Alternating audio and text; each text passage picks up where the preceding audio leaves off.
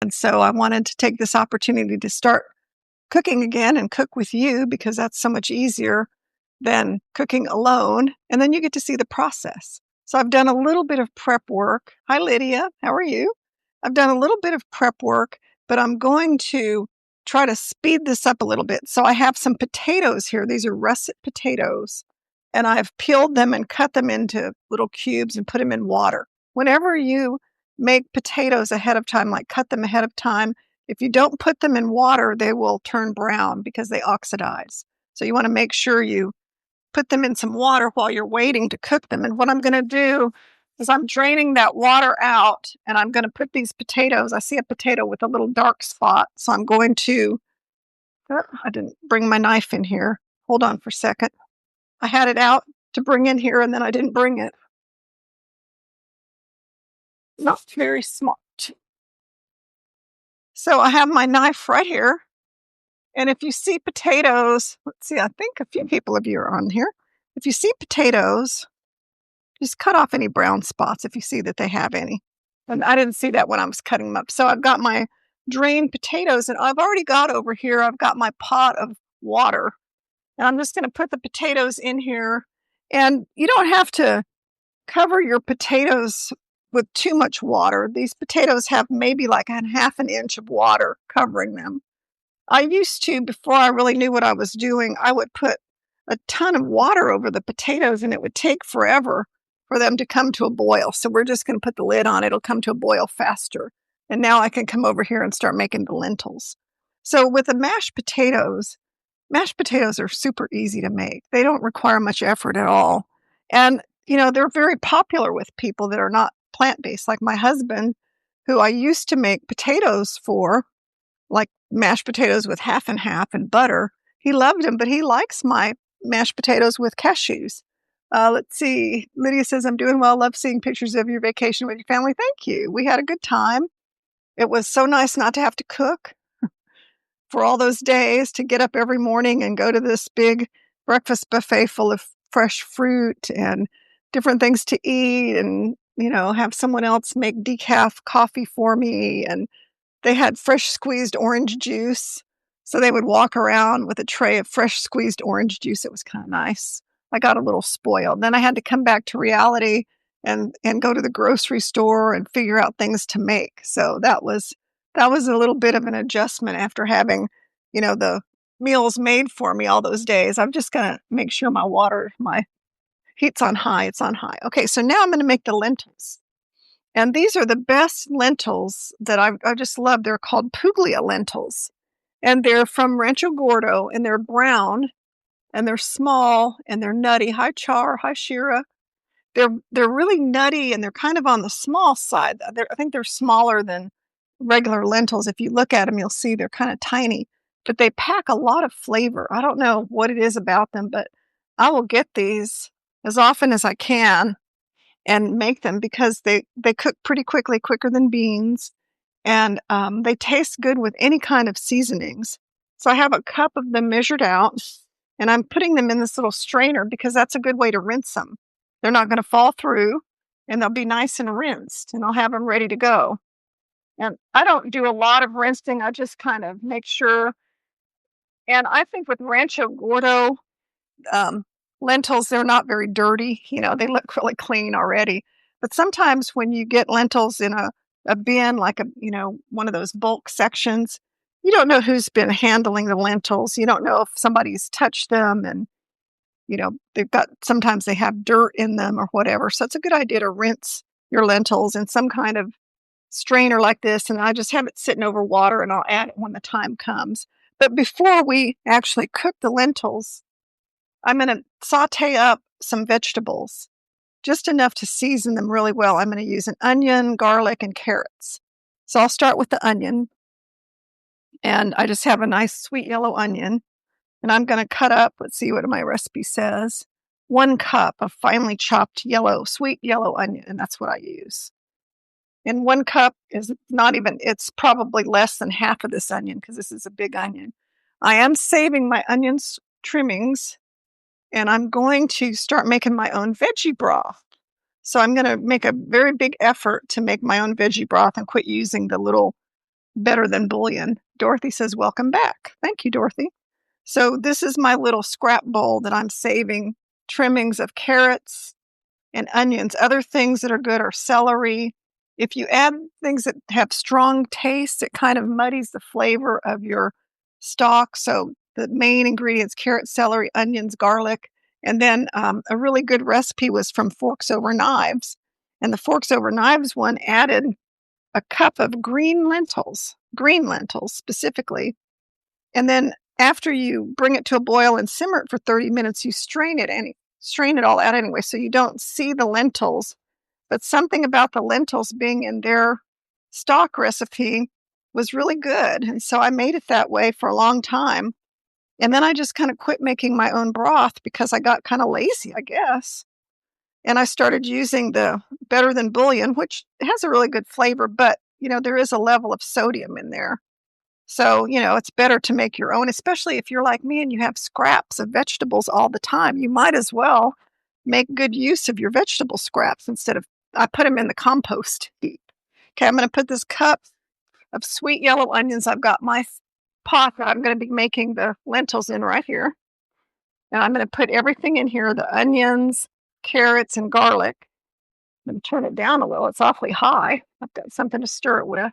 And I like it to be about medium high because I want to get some color on the onions because I think that makes them taste better. I have 3 little carrots, and these are the carrots that come with the tops attached, and I peeled them.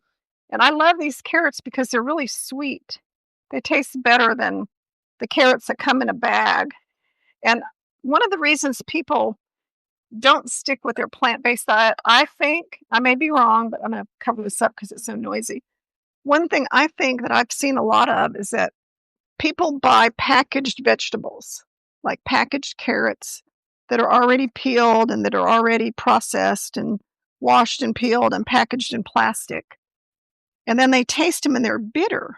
They have a real kind of dry, bitter quality to them.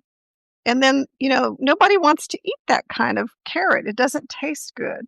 So they get this big bag of already washed baby carrots or carrot strips. I know Whole Foods sells a bag of carrot pieces that look kind of like, cut up carrots. I bought that recently. Those carrots were terrible. They were so bitter. And they didn't even taste like real carrots. Whereas these carrots that come with the tops attached, they have a real sweet taste. They taste like you just picked them on the farm. And I know that because I've grown carrots and they have a really wonderful flavor when they're just picked. Well, those are the kind of carrots when you get them when they still have the tops attached, they taste more like something you would pick from your own vegetable garden instead of like something that has been sitting in a grocery store for a long time. See, we've got about 20 people. That's great. So I'm just putting the carrots in here with the onions. So I've got carrots, onions. The other thing is garlic. And I'm just going to stir this around. If it starts to look like it's getting too brown, if it starts kind of sticking or getting too brown and I smell it and I can tell, then I'm going to add a little bit of vegetable broth. I've already got some right here ready for my recipe, and I could add some right now if I wanted to. And what that does is it just keeps it from burning your vegetables. Nothing. Burning vegetables is not pleasant. Nobody wants that. And my potato water hasn't come to a boil yet. It's on the highest heat I have. And I actually think I have a little too much water in there.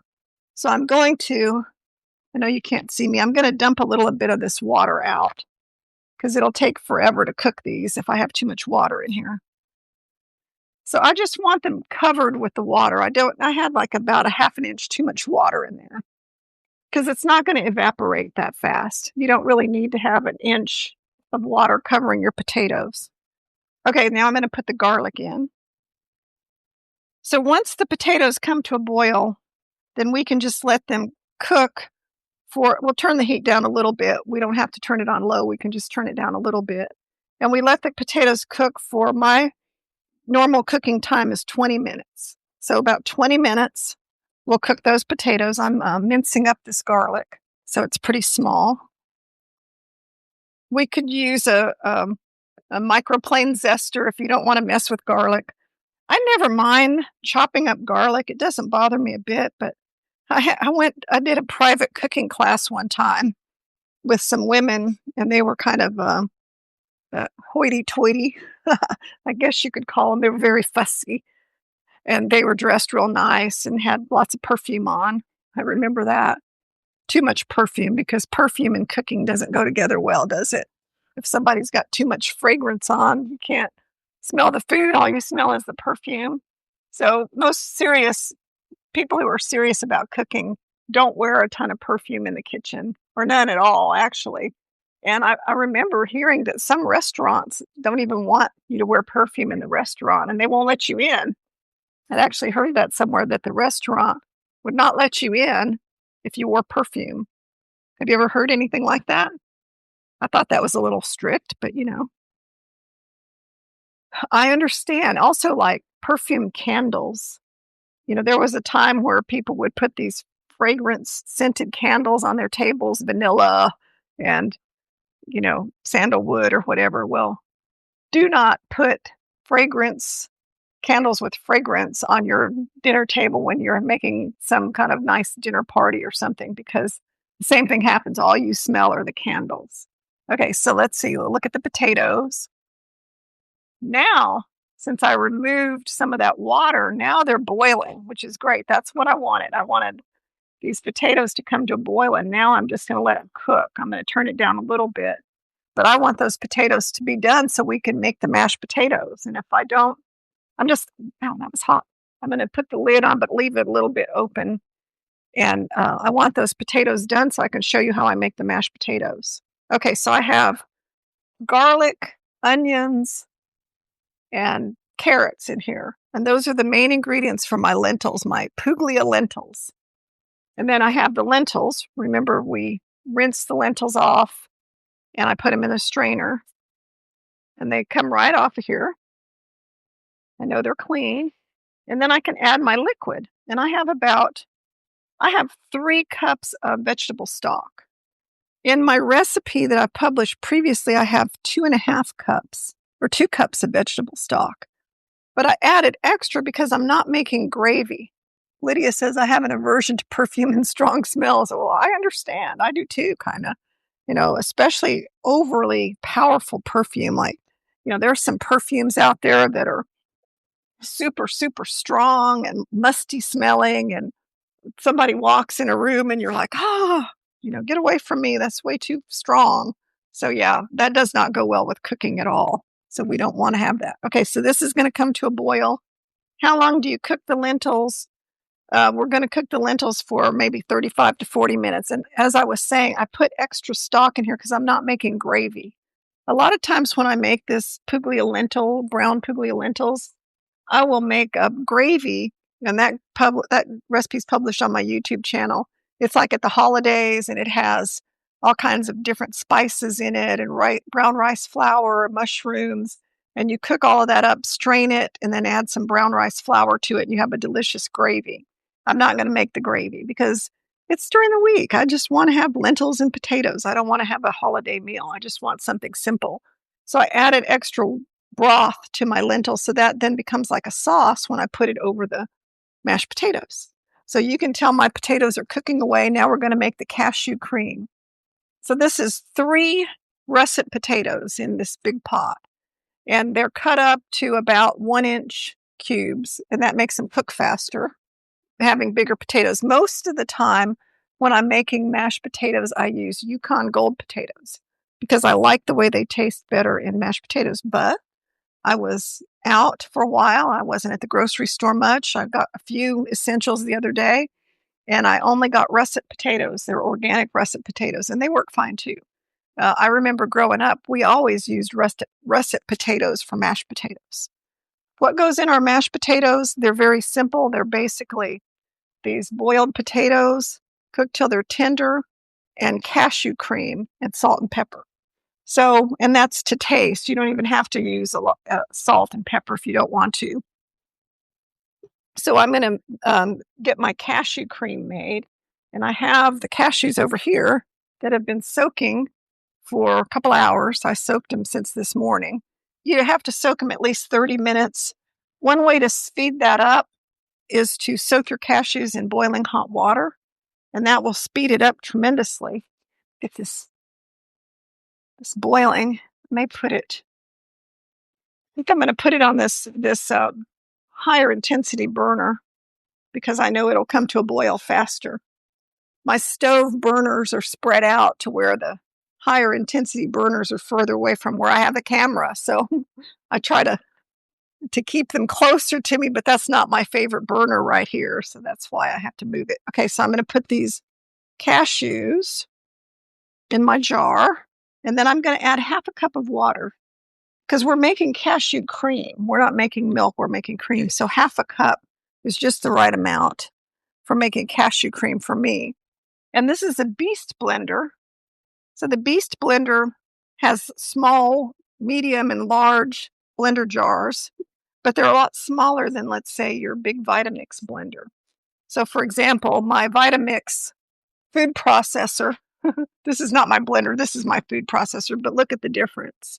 The blender is kind of big like this too. So small amounts of things that are cream, you want to make like a cream or something, salad dressing or something, these smaller containers work really well. And the Beast blender has some really small containers that go with it. Much smaller than that. Like if you want to make even a smaller amount of stuff, it has this size container.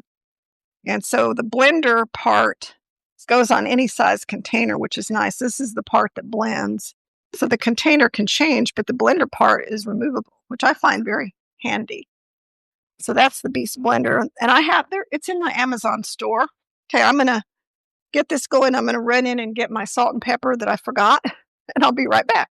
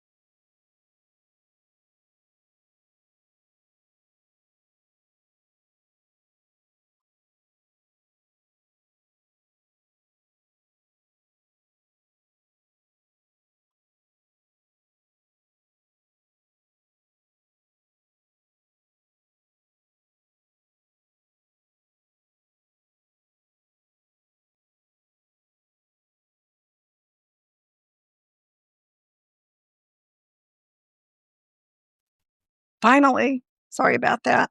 Okay, Dorothy says she loves the Beast blender for smaller jobs. I love my Vitamix too. Yeah, it's good to have both. Okay, so now the lentils are cooking up a storm. They're bubbling away, so I'm going to reduce the heat on those. And like I said, it may take 35 to 40 minutes to cook these, so I'm going to put the lid on and leave it a little bit of an opening, let some of the steam escape. And I'm going to check on my potatoes to see how they're doing. So everything smells really good. With the potatoes, I want them to be fork tender, and I have a fork. So I can grab one from time to time and pull it out, and I can just kind of poke it. And right now it's getting tender, but it's not fork tender. It doesn't, when I say fork tender, for me, it means it's kind of fallen apart. When I poke it with the fork, it sort of falls apart, and that's how I consider it fork tender. So then I have my cashew cream ready to go. And if you ever get a Beast blender, one thing that you can get for it, it doesn't come with it, which it should, I believe, but it doesn't, is it's really hard to get it out of the jar because it's got ridges.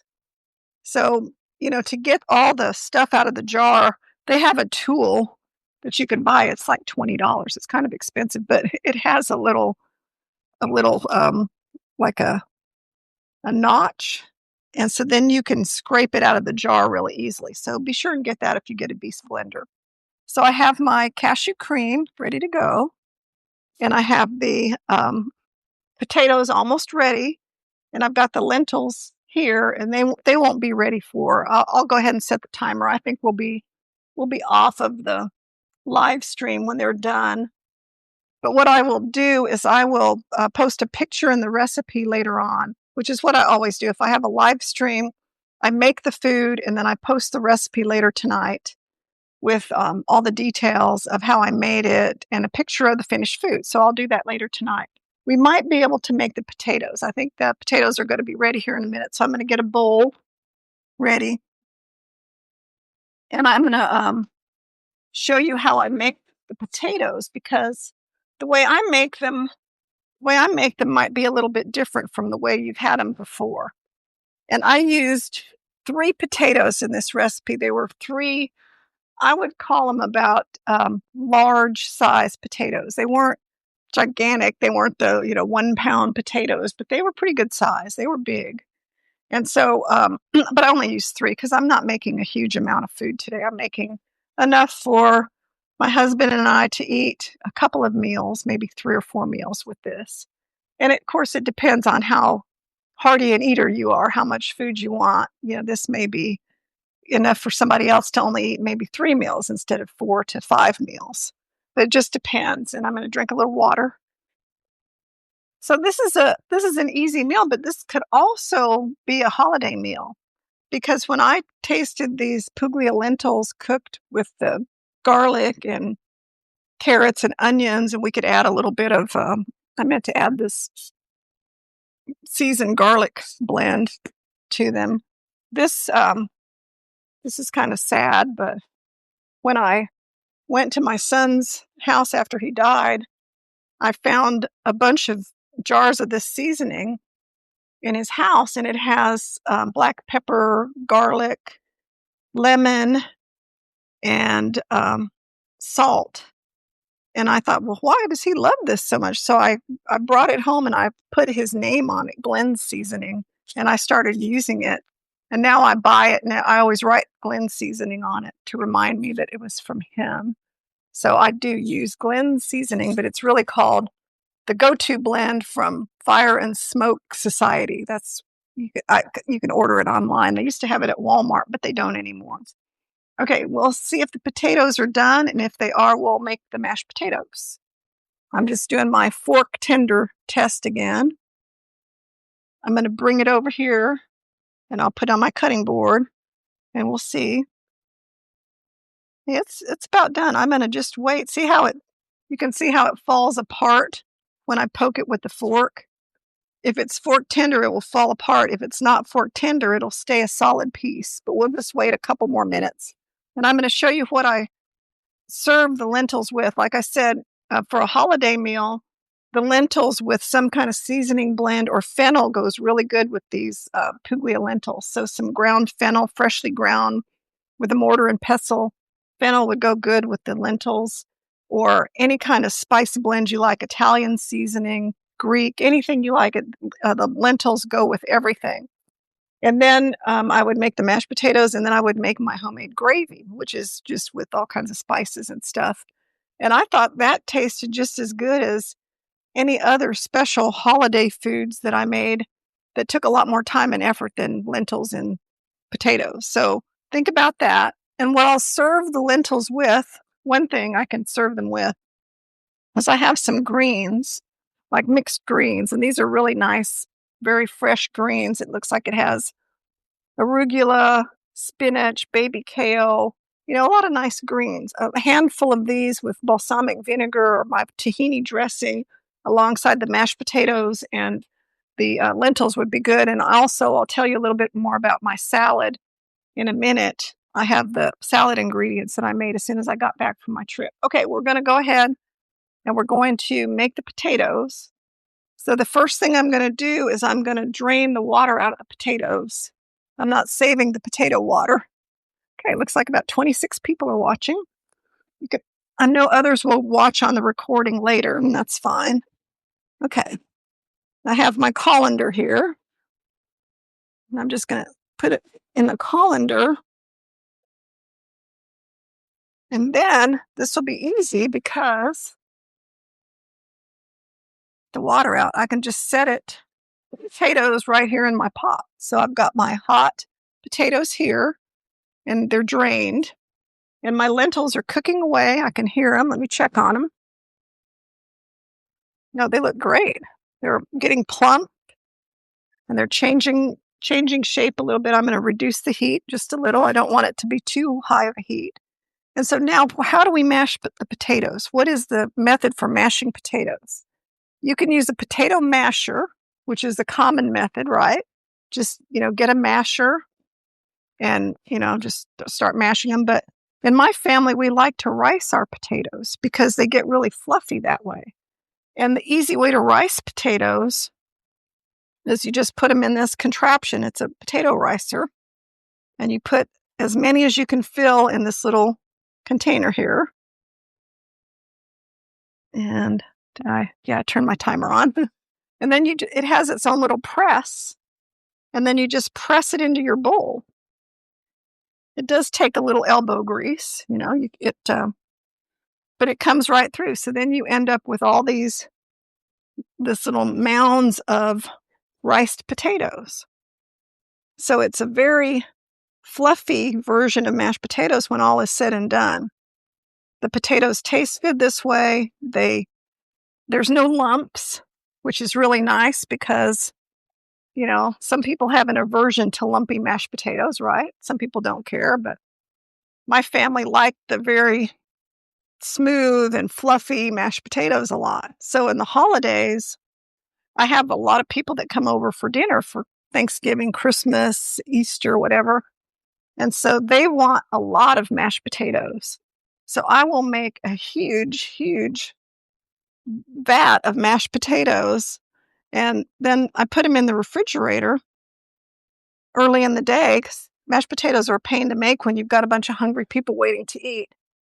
And then I take the bowl of mashed potatoes and put them over simmering water in the bowl with some, another cover on the top like aluminum foil or something, and let the potatoes come to temperature over the simmering water. And the potatoes heat up really well that way, and they don't lose any of their taste because when you start adding, water or milk or whatever, plant milk to your potatoes to dilute them, to warm them up, because they'll tend to get kind of hard after they sit for a while. If you add all that stuff to your potatoes, what happens is the potatoes don't taste as good anymore. They taste kind of like watery, or they lose their good flavor. So you don't want that. You don't want your potatoes to not taste as good. So that's my tip for making mass quantities of potatoes. And so I'm going to put the potatoes back in my pot because my bowl is not big enough to add my cream and stir them around. So now I've got this big pot of beautiful riced potatoes. And this was just 3 potatoes, and it made quite a few, didn't it? If anyone has any questions, I think 28 people are on here, about making mashed potatoes plant-based style, about anything I'm doing, I can see your comments and I can answer your questions. I'm just stirring the lentils. They're not done, but they're coming along. And now I'm going to add the cashew cream to the potatoes so that we have mashed potatoes. All right, so do I need to add all of this? No, because I only have 3 potatoes. So I'm going to add the equivalent of about half a cup of cashew cream. If you don't like cashew cream because you're nut-free and you don't want to use nuts, once your potatoes are mashed, you could just add some veggie broth. And it could be salt-free veggie broth. Is your ricer in your Amazon store? I don't think so, Dorothy. I've had that ricer forever. Sorry about this noise. Let me get a wooden utensil.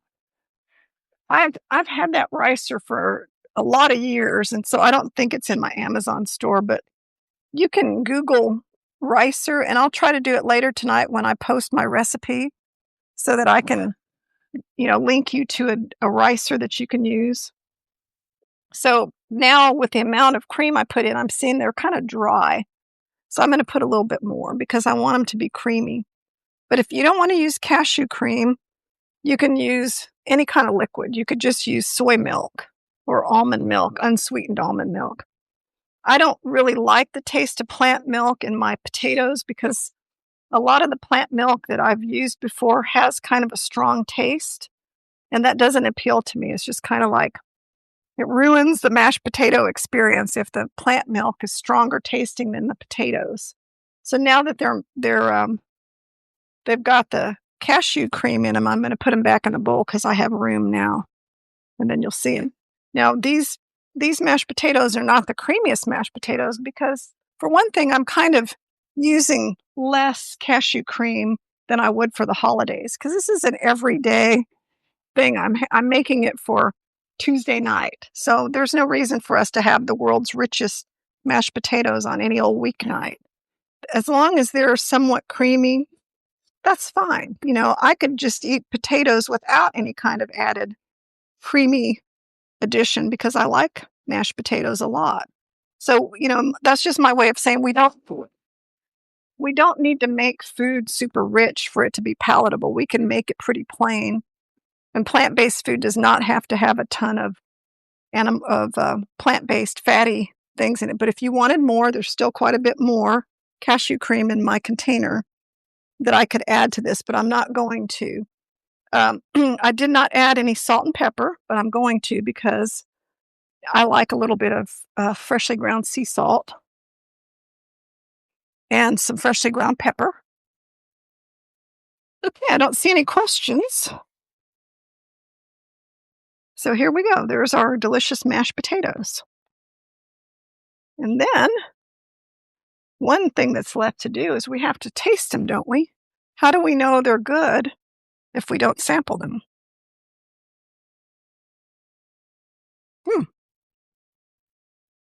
They're very good. I actually think they do need a little bit more of the cashew cream.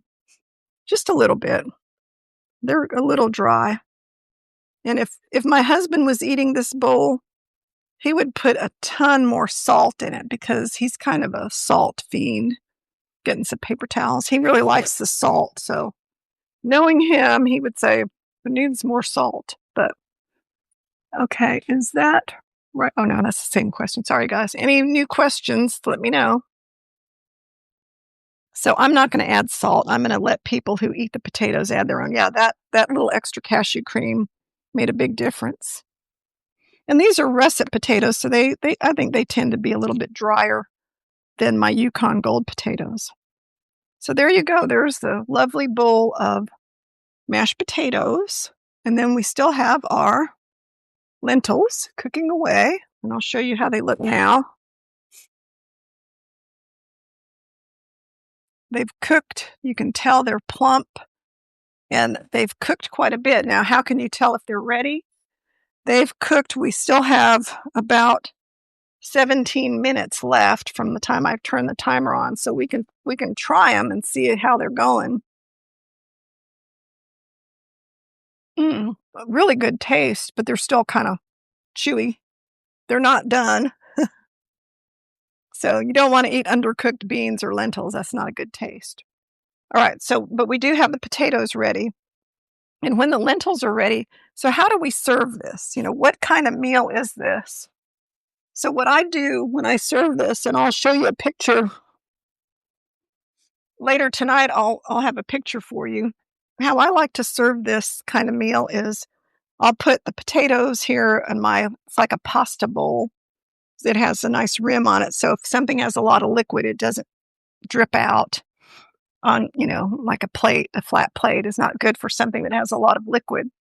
And then I'll put a serving of potatoes and then spoon on some of the lentils, which, they'll have quite a bit of liquid in them, but not that much. And then we can, remember how I showed you that we have these nice greens? We can just put a handful of greens here on the side in the bowl. Or another thing that we can do, and goes back to my simple daily salad. I think those of you I've done a presentation on this previously, that this is one of the first things I did yesterday when I got back from my trip. I went to the grocery store and I bought fresh vegetables and I shredded up red cabbage, carrots, bell peppers. I have a cucumber, part of it left. I already ate most of it. I have a red onion ready to cut. I keep it in a bag because the rest of the vegetables will smell like onion if I don't. And then I have some delicious tomatoes that I've already washed. These are they're called sugar bomb tomatoes. They're really good, very sweet. And so I have this, and if I wanted to make myself a salad right now for lunch, I could just take all these things, put them in a bowl, chop up some cucumber and red onion, and I already have dressing made, and I'm good to go.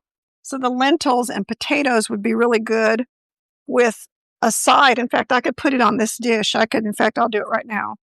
I could put, and this is how I would serve it. I'm not kidding you, because I don't mind having greens and vegetables alongside my other foods. It doesn't bother me. If you don't like to mix your foods, I understand, but it doesn't bother me.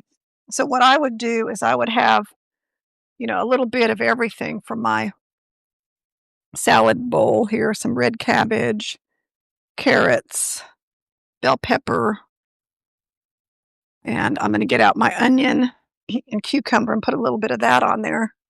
But this is why it's so handy to have this pre-made, because then you don't have to get all these vegetables out of your refrigerator and start chopping every time you want to eat a meal. And that's one of the big keys to my success being a plant-based eater is a little bit of meal prep goes a long way. It doesn't have to be a lot, but having some things ready at all times is really handy. So I almost always have this salad, eat more salad is what I call it, eat more salad container, so that I don't have to worry about starting from scratch. And it tastes really good because I've got organic fresh vegetables that I bought at the grocery store, and they have a delicious taste. So that makes me look forward to eating the salad. Now, I did a little experiment yesterday, and I bought some salad mixture from Whole Foods. I bought carrots already cut up. I bought some different greens in a package. I bought some mixed vegetable salad thing. It had like a cruciferous crunch mixture. And I bought all that, and I thought, okay, can people really eat this? Because I have some clients that tell me that they don't have time to really cook food, and they don't have time to chop all these vegetables. And so I thought, okay, well, if there was an easy way they could get salad vegetables or vegetables to cook, maybe that would help them stick with this. So I opened up the sack of carrots, Whole Foods carrots already cut into carrot sticks, bitter, terrible, no taste. I'm like, I can't eat those. Then I used the cruciferous mix. It was called lemon tahini salad, and it was ready to eat. And I added my own tahini dressing to it. And it was actually not bad. It was pretty good. I could eat it. And then there was a bag of stir-fried vegetables, and it had kale, broccoli, I don't know, snap peas. It had a bunch of stuff in it. And it was like $5. It wasn't cheap. So I took that and sauteed it with no oil in my pan. And it was good, but it only made, when it all was said and done, you had about this much. Small amount, like 2 cups of cooked vegetables. And it was expensive. And I thought, man, the vegetables I buy, I could make a big skillet full of stir-fried vegetables and have plenty left over. And that was just such a tiny amount for a lot of money. So I didn't really like that, although it didn't taste bad. So if you don't have to worry about your budget, and you can just go buy yourself all these little already washed and ready to eat vegetable blends, they're not bad. However, what's even better is if you get used to having freshly chopped salad vegetables around. The difference in taste is really, really big. It's not just a small difference, it's a big difference. Okay, so let's look at our lentils. Maybe I can plate this up for you before we end this, and then you'll see how the plate looks. And then I still have parsley alive in my garden. So I can go out and pick some fresh parsley and put this on top so that it has a little bit appearance of green. Oh, that's pretty good. It's almost ready, but it's not ready enough to plate. So I will plate it. I'll give it the rest of the 10 minutes, and I'll plate the mashed potatoes on my plate next to my salad blend. And then I'll put the lentils on top of the mashed potatoes.